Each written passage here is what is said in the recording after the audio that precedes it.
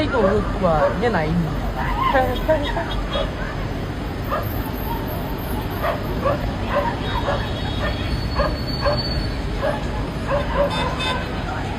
သူညာရဲ့ပြဿနာဘာဖြစ်တာလဲမသိတော့အရင်သိချင်တော့ပဲအဲ့လောက်ကြီးလမ်းမှာတော့မှ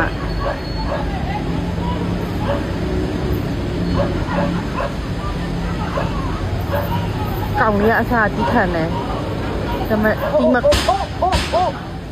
တီးမခံနိုင်တော့ခိုင်ကောင်းမိုက်ထိုးခံရမှာဒါပေမဲ့သူတီးခံတယ်လက်မပါရှာဘူးကောင်းမလေးသူမလှုပ်ရှာဘူးလားရှက်လို့သူမအေးကားကြရပတ်ပြီးနေတာဟဲ့တိတ်နေသူညာရဖြစ်တော့မရှိနဲ့ ဘယ်လိုဘာလို့ဖတ်ပြီးလာလဲပြီးတော့ပြန်ဝင်တော့ ရှက်ပါလေပြဿနာမပြီးလေသူမယောက်ျားတာမှရှက်ပါလေ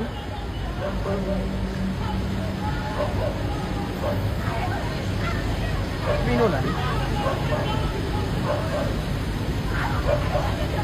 သူဘာဖြစ်တာလဲတဲ့အဆဆုံးသိကျင်လိုက်တာ ခေါ်ရနေတယ်လားမလက်ကြီးပြေးသွားရင် အဲ့ဒါပြောလေကောင်းမလေးမပြီးနိုင်မပြီး အ နိုင် ဓိကတော့အဲ့လိုမျိုးညံဖြစ်နေတယ်ကားရဲခေါ်ရတယ်နေ ကားနဲ့လာမို့လိုင်းကားနဲ့လာနေမှာပေါ့နေရလေ ဒါပေမဲ့အနေနဲ့တော့အိမ်ရောက်ဆောင်မို့ ဒီကောင်နဲ့တီးခတ်နေသေးတယ် ခေါ်ရနေ ကောင်မလေးက ပြောမရအောင်ကောင်လေးမားနေလား အဲ့လေဒါမဲ့ကောင်မလေးကအတော်မတတ်နိုင်သူမပြီးနိုင်လားပြီးမှလုံနေသူမလေး ကျွန်တော်ဆွနေတယ် အဲ့စစ်စင်ရတော့အဲ့ကောင်မလေးတကယ်ချစ်လို့ပြဒီလားလောက်ပြဿနာအတက်ခံနေမှလေ